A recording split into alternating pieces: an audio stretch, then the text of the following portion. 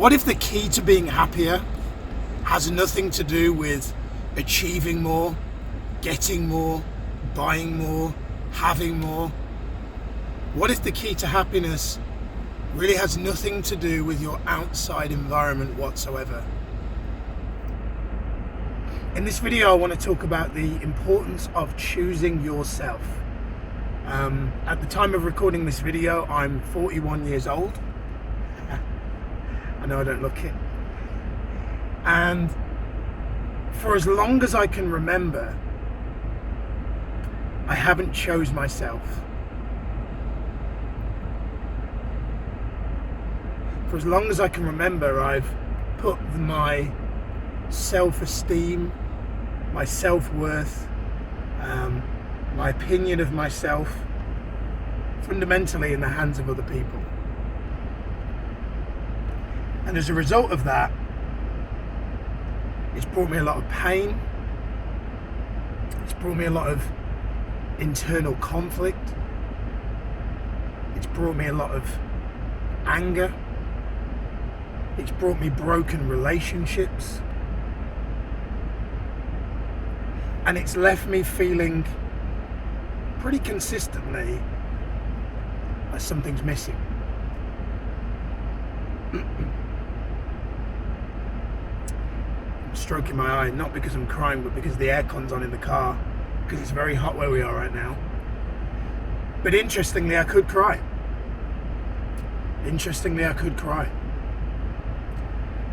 And over the past 12 to 18 months, there's been a shift happening. Past 18 months, I've been probably have attended hundreds of hours of kind of men's group therapy. I've been doing literally hundreds of hours of inner child work with a coach, shadow work type work. And what it's gradually allowing me to do, and I'm by no means the finished article, I'm not sat here on my metaphorical guru stool stroking my beautiful giant beard, although I wish I had a big giant beard. But I am sat here going, probably for the first time in my life, I feel more centered, I feel more grounded, I feel closer to the real me. It feels good. So if you're watching this video and you don't feel like you're the best version of you, if you are striving, if you are achieving things but you still feel like something's missing, then I think what we're kind of going to speak about in this video might be helpful. So one of the concepts I want to talk about is the importance of what we call individuation. That isn't a term, that isn't my term, that was a term that I came across by my coach. And individuation fundamentally means the ability to hold your own frame, the ability to know yourself and like yourself, and more importantly, love yourself, irrespective of the repercussions. And to have the confidence isn't the right word, to have the congruence to be you, speak your truth,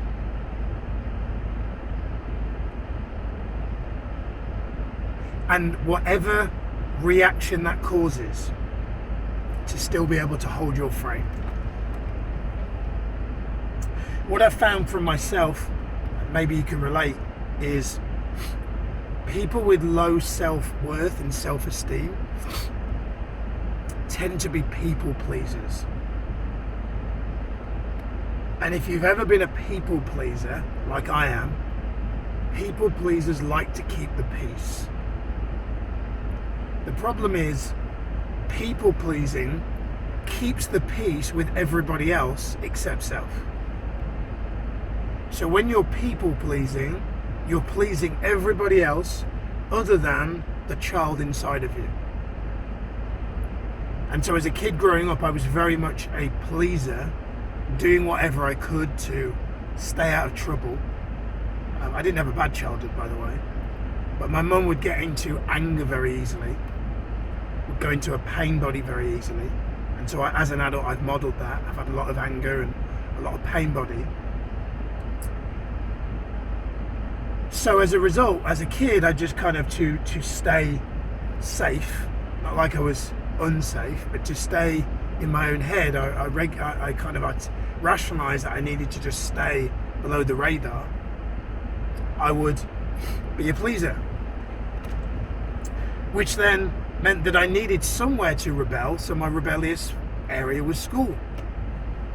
And at school, I wasn't like a naughty kid, but I talked a lot because I had a lot to say. And I remember a teacher once said, Miles, you won't amount to anything because you talk too much. Which is ironic because I now get paid to talk for a living. Oh, the irony. But what I found is the pattern that has to be broken if you're a pleaser is you have to become comfortable with individuating, which effectively means being willing to hold your frame. And to reference Robert Cialdini, who wrote a great book called Influence, he talks about these 6 elements of influence. If you want to influence people, you need to adhere to these 6 elements. One of the elements is liking. What Cialdini means when he talks about liking is he's not talking about everybody liking you. That's not what he's saying. What Cialdini is actually talking about is the ability to polarize opinion, or as I'm talking about, the ability and the confidence to individuate. I'll give you an example. So I've been kind of playing with this lately. I've been like doing things on purpose to play with individuation because Joe Dispenza wrote a great book called Breaking the Habit of Being Yourself, and in that book he talks about how yourself is just an identity, and if you want to achieve new in your life, you have to break the habit of being yourself, meaning you have to have a new identity. So anyway, I was on Facebook a few weeks ago and I saw somebody post something and I kind of didn't like it, and the old me would just kind of pass it by, but I made a decision. I said, I'm going to say something. I'm publicly going to kind of call this out, right? And there were comments supporting this person and comments supporting me and all this kind of stuff. Anyway, that's not the point. The point is, it felt good. It felt really good to individuate. It felt really good. It felt really good. Like it felt powerful. Like it felt like I was putting me first. And that's what Cialdini means when he talks about liking, is the ability to polarize opinion. You see, in my life, I've only really had a handful of deeply meaningful relationships. And when I look back, I realize that part of that is because I haven't had the courage to individuate, meaning I haven't had necessarily the courage to stand for something. And so I've just kind of floated along into whatever peer group will have me, and whatever peer group is most likely to validate me and make me feel significant and enough. And then when I get the validation, I don't feel enough because God or the universe, in her infinite wisdom, has been trying to teach me a lesson that other people's validation and approval is not the answer. Never is, never was. So individuation is really key. And the cliche Mark Manson, the subtle art of giving a, as the title says. It's a nice throwaway phrase. It's easier said than done. But the goal has to be to get to a point where you really don't care. Like my coach left me with a phrase recently, which I'm really adopting as my mantra for the second half of this year, and you may want to write it down, which is, I'm good either way. I'm good either way. The reason why I like that phrase is because it presupposes that whatever the outcome, whatever the result, whatever the relationship, positive, good, bad, negative, upside down, roundabout, whatever it is, whatever the relationship, whatever happens today, whatever I achieve or don't achieve today, whether I fulfill my true potential in the eyes of myself or somebody else, whether I now contradict what I'm saying in this video tomorrow and unconsciously or consciously seek the validation of somebody else, I'm good either way. And that's the point, is to be so comfortable in your own skin that it's not about not caring what other people think. It's about being good either way, to the point where you care so much about what you think of yourself that you don't have time and space. There isn't the space to think about what other people think of you. So being good either way means that actually everybody else kind of leaves the frame. It means that everybody else, everybody that's in your world, whoever they are, that they're not important. And by not important, I don't mean not important, but I mean when it comes to the validation of you, when it comes to the your sense of self, your frame, they're not important. That's what I mean by individuation. That's what I mean by holding your own frame. The courage to be disliked. Now, I'm not talking about being intentionally antagonistic. There are some well-known people in the world today that I think maybe perhaps go a little bit overboard.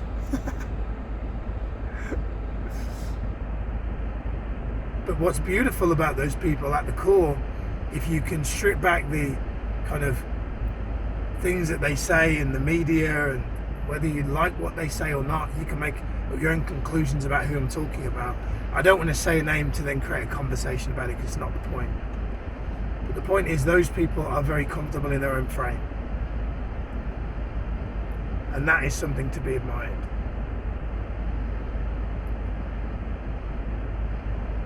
So, as you finish up watching this, I want you to think about what you could do more to step into your own frame, to be more in your own frame, to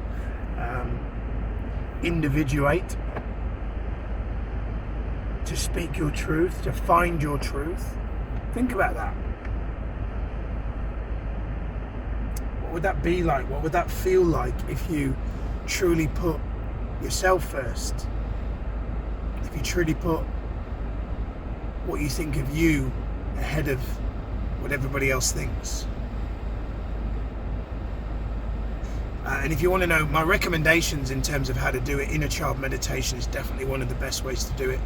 I think meditation really is a gateway into elevating your identity, expanding your level of self and consciousness. Definitely think it needs to be an eyes closed process.